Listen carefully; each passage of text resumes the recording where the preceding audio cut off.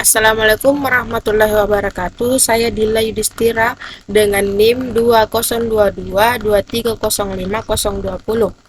dari kelas F601.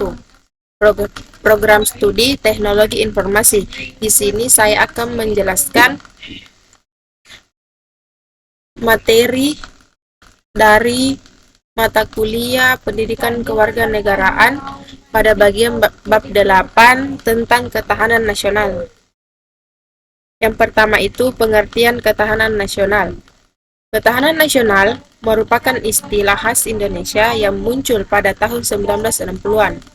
Sementara itu, dalam terminologi barat untuk terang yang kurang lebih semakna dengan ketahanan nasional dikenal istilah national power atau kekuatan nasional. Istilah tersebut dipopulerkan oleh Hans Ward dalam bukunya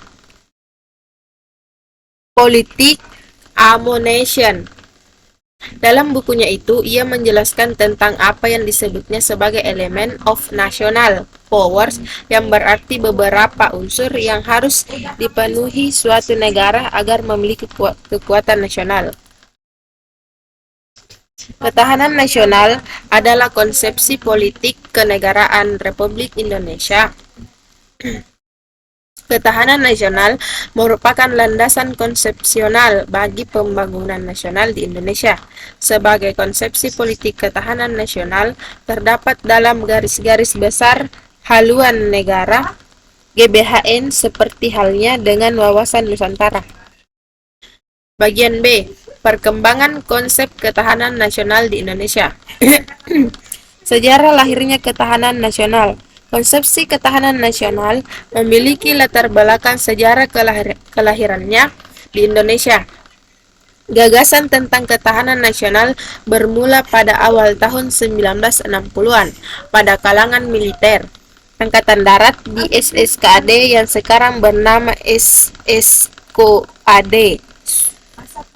Sunardi 1997.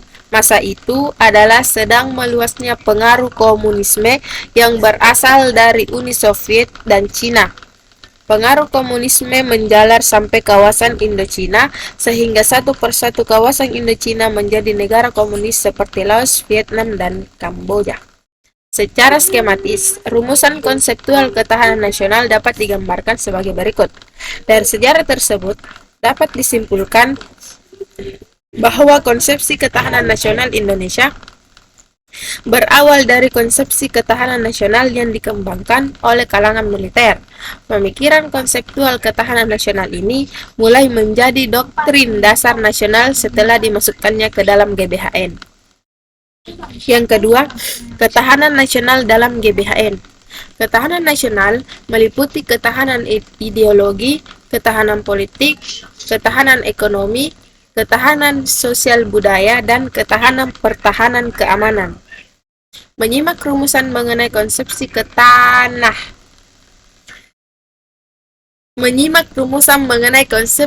ketahanan nasional dalam GBHN tersebut, kita kembali mengetahui akan adanya 3 wujud atau wajah konsep ketahanan nasional, yaitu sebagai berikut. Yang pertama, ketahanan nasional sebagai metode garis strategi atau pendekatan sebagaimana tercermin dari rumusan pertama. Yang kedua, ketahanan nasional sebagai kondisi sebagaimana tercermin dari rumusan kedua. Yang ketiga, ketahanan nasional sebagai doktrin atau konsepsi dasar nasional sebagaimana tercermin dari rumusan ketiga. Bagian C, unsur-unsur ketahanan nasional. Gatra dalam ketahanan nasional. Unsur-unsur kekuatan nasional di Indonesia diistilahkan dengan gatra dalam ketahanan nasional Indonesia. Pemikiran tentang gatra dalam ketahanan nasional dirumuskan dan dikembangkan oleh Lemhanas. Unsur-unsur kekuatan nasional Indonesia dikenal dengan nama Astagatra yang terdiri atas Trigatra dan Pancagatra. Trigatra adalah aspek alamiah yang terdiri atas penduduk, sumber daya alam, dan wilayah. Pancagatra adalah aspek sosial yang terdiri atas ideologi politik, ekonomi, sosial, budaya, dan pertahanan keamanan. Bagian D. Pembelaan negara. Yang pertama, makna bela negara. Membela negara merupakan kewajiban sebagai warga negara. Pembela negara ternyata bukan hanya kewajiban, tetapi juga hak setiap warga negara terhadap negaranya. Membela negara Indonesia adalah hak dan kewajiban daripada setiap warga negara Indonesia.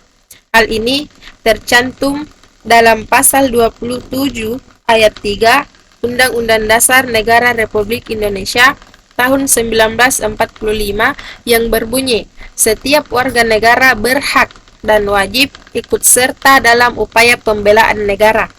Setiap warga negara juga berhak dan wajib ikut serta dalam pertahanan negara. Yang kedua, peraturan perundang-undangan tentang bela negara.